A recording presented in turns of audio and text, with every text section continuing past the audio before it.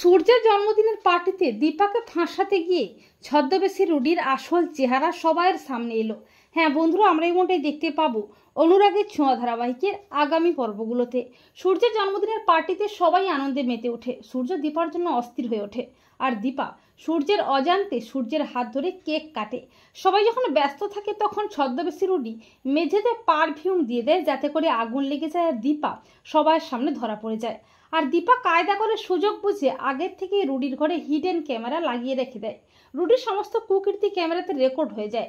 দীপা সবার সামনে ছদ্মবেশী রুডির দিকে বন্দুক তাক করে বলে, তোমার খেলা শেষ রুডি।